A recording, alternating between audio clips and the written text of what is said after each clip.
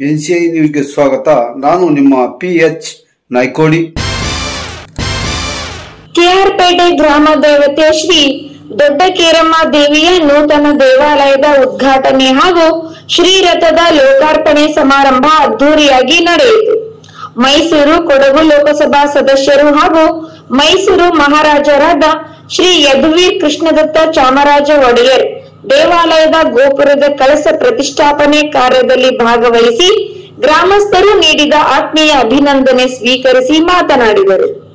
ನಮ್ಮ ಸಂಸ್ಕೃತಿ ಹಾಗೂ ಪರಂಪರೆಯ ಪ್ರತಿಬಿಂಬವಾಗಿರುವ ದೇವಾಲಯಗಳ ಸಂರಕ್ಷಣೆಯು ನಮ್ಮೆಲ್ಲರ ಹೊಣೆಯಾಗಿದೆ. ಮಾನವರಾದ ನಾವು ದೇವರು ಮತ್ತು ಧರ್ಮದ ಮಾರ್ಗದಲ್ಲಿ ಸಾಗುವುದರಿಂದ ಮನಸ್ಸಿಗೆ ಶಾಂತಿ ಮತ್ತು ನೆಮ್ಮದಿಯು ದೊರೆಯುವ ಜೊತೆಗೆ ಕೈ ಹಿಡಿದ ಕೆಲಸ ಕಾರ್ಯಗಳಲ್ಲಿ ಯಶಸ್ಸು ಕೂಡ ಲಭಿಸುತ್ತದೆ. ನಮ್ಮ ಪೂರ್ವಿಕರಿಂದ ಕೊಡುಗೆಯಾಗಿ ಬಂದಿರುವ ಆಚಾರ ವಿಚಾರಗಳನ್ನ ಪಾಲಿಸುವುದರ ಜೊತೆಗೆ ಧಾರ್ಮಿಕ ಭಾವನೆಗಳಿಗೆ ಧಕ್ಕೆ ಉಂಟು ಮಾಡುವ ವಿಚಿತ್ರಕಾರಿ ಶಕ್ತಿಗಳನ್ನ ಬಗ್ಗುಬಡಿಯುವ ಜೊತೆಗೆ ನಮ್ಮ ಹಿಂದೂ ಧರ್ಮವನ್ನ ಉಳಿಸಿ ಬೆಳೆಸಲು ಸದಾ ಜಾಗೃತರಾಗಿರಬೇಕು ಎಂದು ಮಹಾರಾಜ ಯದುವೀರ್ ಮನವಿ ಮಾಡಿದರು. ಇದೇ ಸಂದರ್ಭದಲ್ಲಿ ದಾನಿಗಳು ಹಾಗೂ ಗಣ್ಯರನ್ನ ಸಂಸದರಾದ ಯದುವೀರ್ ಸನ್ಮಾನಿಸಿ ಗೌರವಿಸಿದರು. ಕೆಆರ್ಪೇಟೆ ಗ್ರಾಮದ ಯಜಮಾನರಾದ ಹೆಗ್ಗಡಿ KN ಕೃಷ್ಣ, ಪಟೇಲ್ ಚಂದ್ರಣ್ಣ, ಉದ್ಯಮಿ HM ಚಂದ್ರಶೇಖರ್ ಹಾಗೂ ಮಾಜಿ ಸಚಿವ ಡಾಕ್ಟರ್ ನಾರಾಯಣಗೌಡ ಅವರನ್ನು ಸನ್ಮಾನಿಸಿ ಗೌರವಿಸಿದರು. ರಾಜ್ಯದ ಮಾಜಿ ಸಚಿವ ಡಾಕ್ಟರ್ ನಾರಾಯಣಗೌಡ ಮೈಸೂರು ಸಂಸ್ಥಾನದಿಂದ ಹಾಗೂ ರಾಜ ಮನೆತನದಿಂದ ಕೆಆರ್ಪೇಟೆ ಪಟ್ಟಣಕ್ಕೆ ಅಪಾರವಾದ ಕೊಡುಗೆ ಇದೆ. ಇಂದು ನಮ್ಮೂರಿನ ಗ್ರಾಮ ದೇವತೆ ದೇವಾಲಯದ ಉದ್ಘಾಟನೆಗೆ ಸ್ವತಃ ಮಹಾರಾಜರೇ ಬಂದಿರುವುದರಿಂದ ನಮ್ಮೂರಿನ ಭಾಗ್ಯದ ಬಾಗಿಲು ತೆರೆಯಲಿದೆ. ಗ್ರಾಮಸ್ಥರಿಗೆ ಅಪಾರ ಸಂತೋಷವಾಗಿದೆ ಎಂದು ಅಭಿಮಾನದಿಂದ ಹೇಳಿದರು.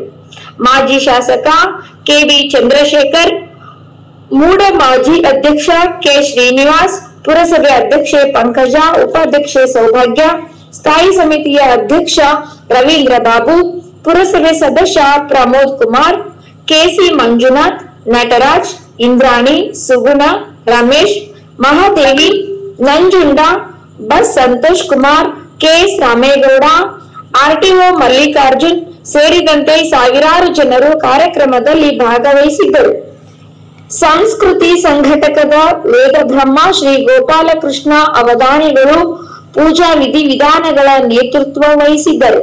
ವರದಿ ಡಾಕ್ಟರ್ KR ನೀಲಕಂಠ, ಕೃಷ್ಣರಾಜಪೇಟೆ, ಮಂಡ್ಯ. ಮೈಸೂರು ಮಹಾರಾಜರಾದ ಶ್ರೀಯುತ ಯದುವೀರ್ ಅವರು ದೀಪವನ್ನು ಬೆಳಗುವುದರ ಮೂಲಕ ಇವತ್ತಿನ ಕಾರ್ಯಕ್ರಮವನ್ನು ಉದ್ಘಾಟನೆ ಮಾಡ್ತಾ ಇದ್ದಾರೆ. ಜೋರಾದ ಚಪ್ಪಾಳೆ ಬರಬೇಕು, ಜೋರಾದ ಚಪ್ಪಾಳೆ. ಯಾಕೆಂದ್ರೆ ಇವತ್ತು ನಮ್ಮೂರಿಗೆ ಮಹಾರಾಜರು ಬಂದವರೇ, ಹಬ್ಬ ನಡೀತಾ ಇದೆ. ದೊಡ್ಡಕೇರಮ್ಮನವರ ದೇವಸ್ಥಾನ ಉದ್ಘಾಟನೆ ಆಗಿದೆ, ಬ್ರಹ್ಮರಥದ ಲೋಕಾರ್ಪಣೆ ಆಗಿದೆ.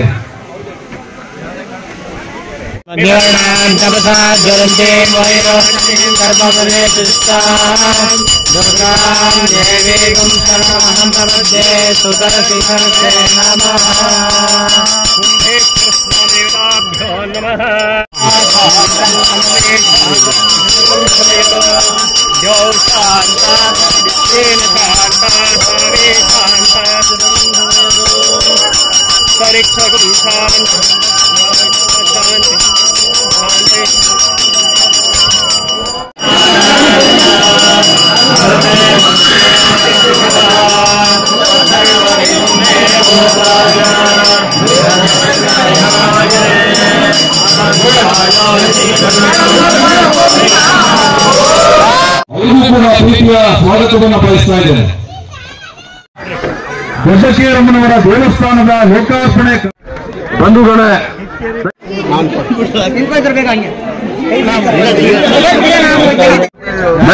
ದಯಮಾಡಿ ಯಾರು ಕೂಡ ಈಗ ಬಂದಿರೋರು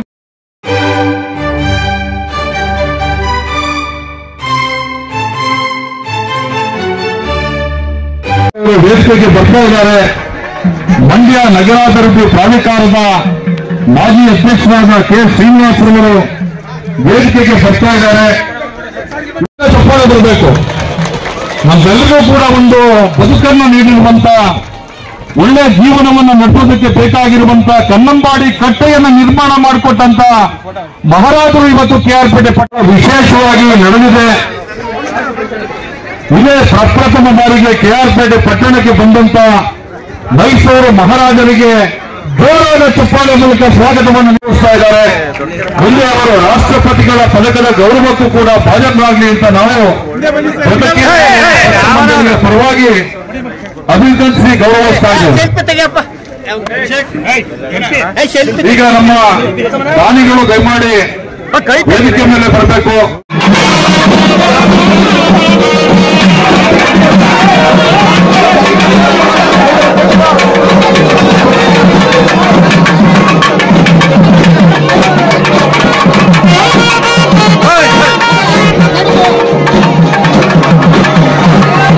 ಸ್ಥಾಪನೆಗೆ ಪೂಜೆಯನ್ನು ಸಲ್ಲಿಸಿ ಮತ್ತು ರಥವನ್ನು ಉದ್ಘಾಟನೆ ಮಾಡಿಕೊಟ್ಟಿದ್ದಾರೆ. ಅವರು ನಮ್ಮ ಮೈಸೂರಿನ ಸಂಸದರು ಸಹ ತಾಯಿಯ ಆಶೀರ್ವಾದದಿಂದ ಭಾರತ ಸರ್ಕಾರದ ಸಚಿವರು ಶೀಘ್ರದಲ್ಲೇ ಆಗ್ತಾರೆ ಅಂತ ನಾನು ಆತ್ಮಪೂರ್ವಕವಾಗಿ ಹೇಳಲಿಕ್ಕೆ ಬಯಸ್ತಾ ಇದ್ದೇನೆ. ಏಕೆಂದರೆ ಮೈಸೂರು ಮಹಾರಾಜರು ಕೊಡುಗೆ ಕೆಆರ್ಪೇಟೆ ತಾಲೂಕಿಗೆ ಅತಿ ಹೆಚ್ಚಿನ, ಯಾಕೆಂದ್ರೆ ಎರಡು ಕೆರೆ, ಒಂದು ದೇವರಮ್ಮನ ಕೆರೆ ಯಾರು ಕಟ್ಟಿಸ್ಕೊಟ್ಟು ಹೇಳಿ ಮೈಸೂರು ಮಹಾರಾಜ್, ಮತ್ತೆ ನಮ್ಮ ಅದೇ ರೀತಿ ನಮ್ಮ ಕಿಕ್ಕೇರಿಗೆ ಅಂಬಾಣಿನ ಕೆರೆಯನ್ನು ಸಹ ನಿರ್ಮಾಣವನ್ನು ಮಾಡಿದವರು ಮೈಸೂರು ಮಹಾರಾಜ್. ಈ ದೇವಸ್ಥಾನಕ್ಕೆ ಹೇಳ್ತಾ ಇದ್ರು, ದೇವಸ್ಥಾನ ಕಟ್ಟಿದಾಗ ತಾಯಿಯ ವಿಗ್ರಹ ಮತ್ತೆ ಒಡವೆಯನ್ನ ಮೈಸೂರು ಮಹಾರಾಜರು ಕೊಟ್ಟದ್ದು ಅಂತೇಳಿ ಎಲ್ಲರಿಗೂ ನೆನಪಿರ್ಬೇಕು ಹಿರಿಯರಿಗೆ.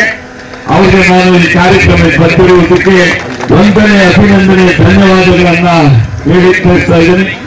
ಸೇವೆ ಸಲ್ಲಿಸುವಂತ ಕೆಲಸ ನಾವೆಲ್ಲರೂ ಜೊತೆಗೆ ಸೇರಿ ಮಾಡೋಣ ಅಂತ ಹೇಳ್ತಾ ಕೆಆರ್ಪೇಟೆಯ ಅಭಿವೃದ್ಧಿಗಾಗಿ ಮತ್ತು ಇಡೀ ಮೈಸೂರು, ಇಡೀ ಮಂಡ್ಯದ ಒಂದು ಅಭಿವೃದ್ಧಿಗಾಗಿ ನಾವೆಲ್ಲರೂ ಮುಂದುವರಿಯೋಣ ಅಂತ ಹೇಳ್ತಾ ಇವತ್ತು ನಮ್ಮ ದೇವಸ್ಥಾನದ ಉದ್ಘಾಟನೆಯಲ್ಲಿ ಭಾಗವಹಿಸಿ ನಿಮ್ಮೆಲ್ಲರ ಒಂದು ಆಶೀರ್ವಾದ ಪಡೆಯೋದು ಅತ್ಯಂತ ಸಂತೋಷದ ವಿಚಾರ.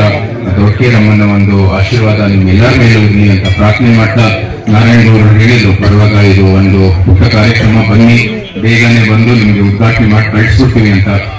ಅನಿರೀಕ್ಷಿತ ಇಂಥ ಒಂದು ದೊಡ್ಡ ಸಂಖ್ಯೆಯಲ್ಲಿ ನೀವೆಲ್ಲರೂ ಸೇರಿದಿರ ಅಂತ ನಿಮ್ಮೆಲ್ಲರಿಗೂ ವಂದನೆಗಳನ್ನು ಸಲ್ಲಿಸುತ್ತೇನೆ. ನಿಮಗೆ ಸದಾ ಆದಾಯ ಚಾಮುಂಡೇಶ್ವರಿ ಇರಲಿ, ನಮ್ಮ ದೊಡ್ಡೇರಮ್ಮ ಇರಲಿ, ನಮಗೆ ಒಳ್ಳೆ ಆರೋಗ್ಯ, ಅಭಿವೃದ್ಧಿ, ಸಮೃದ್ಧಿ, ಆನಂದ ದಯಪಾಲಿಸಿ. ಸದಸ್ಯರೇ, ತಾಲೂಕ್ ಪಂಚಾಯತ್ಗೆ ಅಧ್ಯಕ್ಷಗಳೇ, ಮಾಜಿ ಅಧ್ಯಕ್ಷಗಳೇ, ಇಲ್ಲಿ ಉಪಸ್ಥಿತರಾದಂತಹ ನನ್ನ ತಾಯಂದಿರೇ, ಅಣ್ಣ ತಮಗೆ ಅಷ್ಟೇ ತುಂಬಾ ಸಂತೋಷ ಆಗ್ತಾ ಇದೆ. ನಮ್ಮ ಮಹಾರಾಜರು ಹೋಗಿ ಕರೆದ ತಕ್ಷಣವೇ ಕೆಆರ್ಪೇಟೆ ತಾಲೂಕಿಗೆ ನಿಮ್ಮ ಕುಟುಂಬದ ದೊಡ್ಡ ಕೊಡುಗೆ ಇದೆ ಸರ್, ತಾವು ಬಂದು ದಯವಿಟ್ಟು ಉದ್ಘಾಟನೆಯನ್ನು ಮಾಡಿಕೊಡ್ಬೇಕು ಅಂತ ಕರೆದಕ್ಕೆ ಇವತ್ತು ಹುಬ್ಬಳ್ಳಿಯಲ್ಲಿ ದೊಡ್ಡ ಮಟ್ಟದ ಕಾರ್ಯಕ್ರಮ ಇತ್ತು. ಅದನ್ನ ಬಿಟ್ಟು ಈ ಕೆಆರ್ಪೇಟೆ ತಾಲೂಕಿಗೆ ಬಂದಿದ್ದಾರೆ ಅಂದ್ರೆ ನಿಮಗೆ ಪರಂಪರ ಮಹಾರಾಜರ ಕುಟುಂಬಕ್ಕೆ ಏನು ಗೌರವ ಇದೆ ತಾಲೂಕಲ್ಲಿ, ಅದೇ ಗೌರವ ಸದಾ ತಮಗೆ ಇರುತ್ತೆ ಅಂತೇಳಿ ನಾನು ಹೇಳಿ ಕಳಿಸಿ ನನಗೆ ಮಾತಾಡಕ್ಕೆ ಅವಕಾಶ ಕೊಟ್ಟಂತ ತಮ್ಮೆಲ್ಲರಿಗೂ ವಹಿಸಿದ್ದು. ಮಹಾರಾಜರು 4-5 ಕಾರ್ಯಕ್ರಮವನ್ನ ಹೂಡ್ಕೊಂಡಿದ್ದಾರೆ. ಅವರಿಗೆ ಅರ್ಜೆಂಟ್ ಊಟಕ್ಕೂ ಸಹ ಇರ್ತಾ ಇಲ್ಲ. ಅವರು 4-6 ಮಾತಾಡಿ ನಮ್ಮ ತಾಲೂಕಿನ ತಮ್ಮೆಲ್ಲರಿಗೂ ಖುಷಿ ಪಟ್ಟುವಂತ ಕೆಲಸಗಳನ್ನು ಮಾಡಲಿ ಅಂತೇಳಿ ನನ್ನ ಮಾತು ಮಾಡ್ಕೊಳ್ತಾ ಇದ್ದೆ. ನಮಸ್ಕಾರ ಅಂತ ನಿಮ್ಮಲ್ಲಿ ಕೇಳಿಕೊಳ್ತೀನಿ. ಅದು ಕೂಡ ಅತಿ ಅವಶ್ಯ, ಯಾಕಂದ್ರೆ ಸಂಸ್ಕೃತಿನೂ ಕೂಡ ಇವತ್ತು ನಾವು ಕೊಡ್ಬೇಕಾಗಿರುವ ಕಾಳಜಿ ಅದು ಆಗ್ತಾ ಇಲ್ಲ ನಿಜಕ್ಕೂ. ಅದರದ್ದು ಒಂದು ಸೇವೆ ಆಗಲಿ ಅಂತ ನಿಮ್ಮಲ್ಲಿ ವಿನಂತಿ ಮಾಡ್ತೀನಿ ವೇದಿಕೆ ಮೂಲಕ, ಮತ್ತು ಈ ದೇವಸ್ಥಾನದ ಒಂದು ಉದ್ಘಾಟನೆ ಸುಂದರ ಸಮಾರಂಭದಲ್ಲಿ ನಿಮ್ಮೆಲ್ಲರಲ್ಲೂ ವಿನಂತಿ ಮಾಡ್ತೀನಿ. ಅವರ ಅರಮನೆ ಇರ್ಬೋದು, ನಮ್ಮ ಸಂಸತ್ತಿನ ಏನು ಸಂಸದರ ಒಂದು ಕಾರ್ಯಾಲಯ ಏನಿದೆ ಅದು ಕೂಡ ಯಾವಾಗಲೂ ಸಿದ್ಧ ಈ ಒಂದು ಕಾರ್ಯಚಟುವಟಿಕೆಯಲ್ಲಿ ತೊಡಗಿಸಲಿಕ್ಕೆ. ನಿಮ್ಮ ಸೇವೆಯನ್ನು ಸಹ ಇರಲಿ. ಪ್ರಜಾಪ್ರಭುತ್ವದಂದ್ರೆ ಎಲ್ಲರೂ ಕೂಡ ಕೈ ಜೋಡಿಸ್ಕೊಂಡು ಕೆಲಸ ಮಾಡಬೇಕಾಗಿದೆ, ಅದು ಅತಿ ಅವಶ್ಯ ಅಂತ ಹೇಳ್ತಾ ಇವತ್ತು ಕೆಆರ್ಪೇಟೆ ಅಂದ್ರೆ ಮಹಾರಾಜರ ಹೆಸರಿನಲ್ಲೇ ನಾಮಕರಣ ಆಗಿರ್ತಕ್ಕಂಥ ಒಂದು ಗ್ರಾಮ. ಮಹಾರಾಜರು ಇವತ್ತು ಹಿಂದಿನ ಕಾಲದಲ್ಲಿ ರಾಜಪ್ರಭುತ್ವದ ಒಂದು ವ್ಯವಸ್ಥೆಯಲ್ಲಿ, ಇವತ್ತು ಪ್ರಜಾಪ್ರಭುತ್ವದ ವ್ಯವಸ್ಥೆಯಲ್ಲಿ ಬಹಳಷ್ಟು ಜನ ಹೋಲಿಕೆ ಮಾಡ್ತಾರೆ, ಈ ಕಾಲ ಆ ಕಾಲ ಅಂತಂದ್ರೆ ಹೋಲಿಕೆ ಮಾಡೋ ಅವಶ್ಯಕತೆ ಇಲ್ಲವೇ ಇಲ್ಲ. ಒಂದು ಕಾಲಕ್ಕೆ ತಕ್ಕಂತೆ ಅದು ಕೆಲಸ ಆಗುತ್ತೆ. ಅಲ್ಲಿ ಒಳ್ಳೆ ಕೆಲಸ ಮಾಡಿದ್ರೆ ಆ ನಾಯಕರಿಗೆ ಒಳ್ಳೆ ಹೆಸರು ಬರುತ್ತೆ. ಪ್ರಜಾಪ್ರಭುತ್ವದ ವ್ಯವಸ್ಥೆಯಲ್ಲೂ ಸಹ ಒಳ್ಳೆ ನಾಯಕರು ಬಂದ್ರೆ ಆ ವ್ಯವಸ್ಥೆಯಲ್ಲಿ ಒಳ್ಳೆ ಕೆಲಸ ಮಾಡಿಕೊಂಡು ನಿಮಗೂ ಒಳ್ಳೆ ಹೆಸರು ಬರುತ್ತೆ, ಆ ಹೆಸರು ಶಾಶ್ವತವಾಗಿ ಉಳಿಯುತ್ತೆ. ವ್ಯವಸ್ಥೆಗಳು ಬದಲಾವಣೆ ಆಗ್ತಾ ಹೋಗ್ತಾ ಇರುತ್ತೆ, ಇದೇನು ಅಂತ್ಯ ಅಲ್ಲ. ಮುಂಚೆ ಬರುವಂತ ವ್ಯವಸ್ಥೆ ನಮ್ಗೆ ಇನ್ನೂ ಘೋಷ ಚಟುವಟಿಕೆಗಳು ಎಲ್ಲ ಕ್ಷೇತ್ರಕ್ಕೂ ಸೀಮಿತ ಆಗುತ್ತೆ ಅಂತ ಹೇಳ್ತಾ ಇವತ್ತು ತಮ್ಮ ಕ್ಷೇತ್ರಕ್ಕೂ ಸಹ ಆಗಮಿಸಿ ಕಾರ್ಯಕ್ರಮದಲ್ಲಿ ಭಾಗವಹಿಸೋದು ನಿಜಕ್ಕೂ ಒಂದು ಸೌಭಾಗ್ಯ ಅಂತ ವೇದಿಕೆ ಮೂಲಕ ಹೇಳ್ತಾ,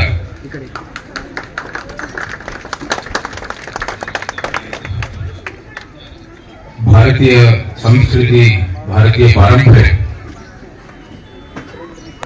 ಶಾಶ್ವತವಾಗಿ ಉಳಿಬೇಕಾಗಿರುವಂತದ್ದು ನಮ್ಮೆಲ್ಲರ ಗುರಿ, ನಮ್ಮೆಲ್ಲರ ಉದ್ದೇಶ. ಋಷಿ ಮುನಿಗಳು ಸಾವಿರಾರು ವರ್ಷ ಅಂದ್ರೆ ಯುಗದಿಂದ ಏನು ತಪಸ್ಸು ಮಾಡಿ ನಮ್ಮೆಲ್ಲರಿಗೂ ಈ ಧರ್ಮವನ್ನು ಸೃಷ್ಟಿ ಮಾಡಿ ನಮ್ಮ ಅನೇಕ ಗ್ರಂಥಗಳ ಮೂಲಕ ಈ ಸಂಸ್ಕೃತಿಯನ್ನು ಏನು ಸೃಷ್ಟಿ ಮಾಡಿದ್ದಾರೆ. ಆ ಸಮಯದಿಂದ ಇವತ್ತವರೆಗೂ ನಿಮ್ಮೆಲ್ಲರ ಪೂರ್ವಜರು ಅದರ ರಕ್ಷಣೆ ಮಾಡಿ ನಮ್ಗೆ ಕೊಟ್ಟಿದ್ದಾರೆ. ಇಡೀ ವಿಶ್ವದಲ್ಲಿ ಯಾವ ದೇಶವೂ ಇಲ್ಲ ಅಂದ್ರೆ ಮೂಲ ಸಂಸ್ಕೃತಿ ಇವತ್ತವರೆಗೂ ಉಳಿದಿರ್ತಕ್ಕಂಥ ಯಾವ ದೇಶ ಇಡೀ ವಿಶ್ವದಲ್ಲೇ ಇಲ್ಲ. ಭಾರತ ಏಕೈಕ ದೇಶ ಇದೆ. ಅದರಲ್ಲೂ ಸಹ ಮೈಸೂರು ಮತ್ತೆ ಹಳೆ ಮೈಸೂರು ಭಾಗ ಮತ್ತೆ ಇಡೀ ಕರ್ನಾಟಕದಲ್ಲಿ ಆ ಧರ್ಮದ ರಕ್ಷಣೆ ಮಾಡಿರ್ತಕ್ಕಂಥ ಒಂದು ಜಾಗ ಅಂತ ಹೇಳಿದ್ರೆ ತಪ್ಪಾಗಲ್ಲ, ಒಂದು ಕ್ಷೇತ್ರ ಅಂತ ಹೇಳಿದ್ರೆ ತಪ್ಪಾಗಲ್ಲ.